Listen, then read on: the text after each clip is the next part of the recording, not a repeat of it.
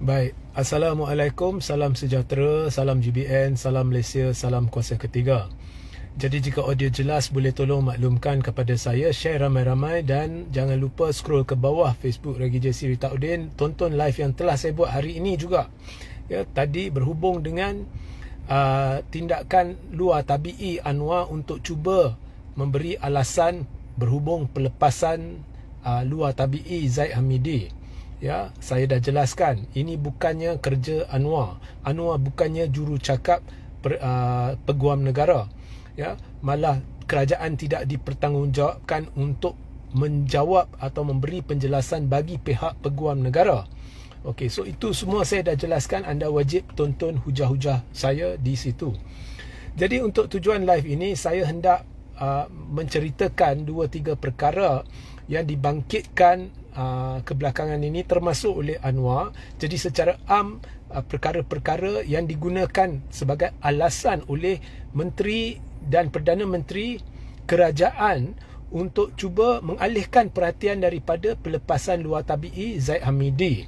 Ya, pertama ya, ada diungkit-ungkitkan kononnya ya, pelantikan Idrus Harun yang didakwa telah melepaskan Zaid Hamidi ya. Sampai hari ini kita tak tahu benar atau tidak Idrus Harun melakukannya, kerana pelepasan Zaid Hamidi berlaku dalam pada Idrus Harun bercuti 6 hari sebelum peguam negara baru mengambil alih.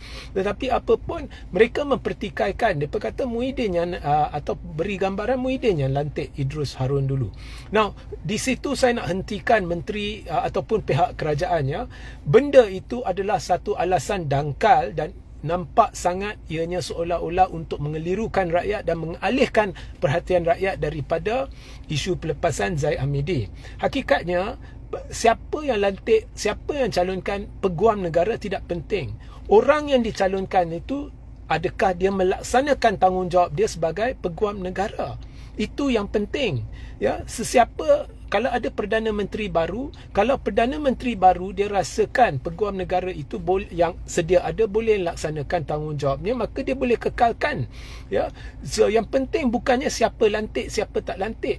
Yang penting selepas dilantik, adakah peguam negara tersebut boleh laksanakan tanggungjawab. So itu semua alasan dangkal ya. Ianya dilantik di bawah pentadbiran Muhyiddin dan sebagainya. Itu semua alasan dangkal, bodoh.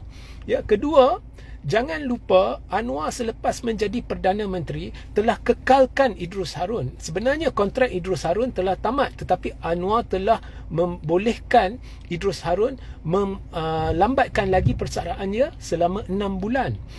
So secara efektifnya Idrus Harun ini seperti lantikan di bawah kerajaan pimpinan Anwar. Maka ianya pilihan Anwar. Di situ sahaja alasan yang diberikannya, kononnya Muhyiddin yang lantik Idrus Harun ni, semuanya sudah tidak boleh terpakai.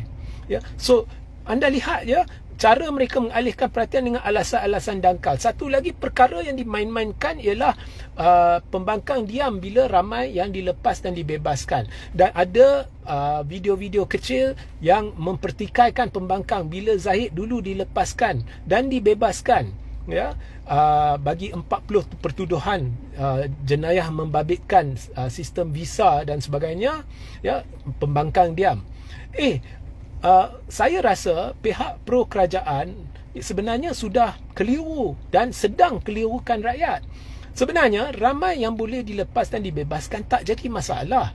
Dalam kes pertama Zaid, 40 pertuduhan yang pertama di mana Zaid dilepaskan dan dibebaskan, kalau anda ingat betul-betul ya, Zaid dilepas dan dibebaskan setelah pendakwaan mengemukakan kes mereka, setelah selesai pendakwaan memanggil saksi, selepas pendakwaan selesai menghujahkan segalanya. Jadi mahkamah buat keputusan tidak ada bukti atau kes prima facie, maka Zaid dilepas dan dibebaskan. Zaid tidak dipanggil bela diri. Ini berbeza dengan 47 pertuduhan melibatkan Yayasan Akal Budi. Selepas 3 tahun pendakwaan memanggil 99 saksi, mengemukakan hujahan mereka, dokumen-dokumen berkaitan, mahkamah telah menganalisa, meneliti semua yang telah dipersembahkan itu dan memutuskan ya, ada kes prima facie. Maknanya ada bukti dan asas kukuh Zahid berkemungkinan tinggi telah lakukan jenayah, dan oleh itu Zahid diminta bela diri. Ya, so berbeza. totally berbeza. Tetapi menteri-menteri dan sebagainya dalam kerajaan tahu benda ni. Tetapi bila anda tahu benda ni, tetapi anda ungkit-ungkitkan, maknanya anda dengan sengaja sedang cuba mengelirukan rakyat. Maknanya ada sesuatu yang tidak kena berhubung dengan pelepasan Zahid kali ini, sehingga anda mengelirukan rakyat dengan fakta-fakta yang anda sendiri tahu tidak masuk akal, tidak betul. Ya, so semua ni meningkatkan lagi syak kita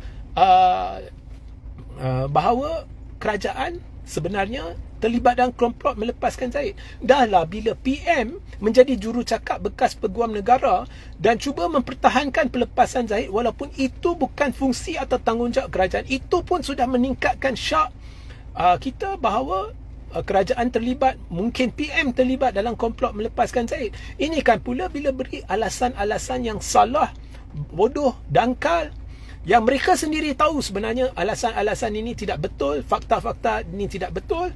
Jadi ini meningkatkan lagi lah keyakinan kita bahawa ada sesuatu tak kena, ada udang di sebalik batu. Jangan perbodohkan rakyat.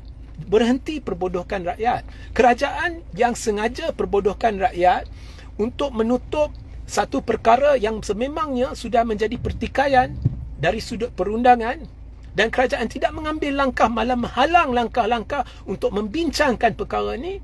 Kerajaan ini sebenarnya sedang meruntuhkan keyakinan rakyat terhadap sistem keadilan, sistem perundangan jenayah. Dan kerajaan ini akan memudaratkan negara, dan kerajaan ini tidak harus dibenarkan mentadbir urus lebih lanjut. So itu sahajalah. Sehingga kita berjumpa di lain masa. Assalamualaikum, salam sejahtera, salam GBN, salam Malaysia, salam kuasa ketiga.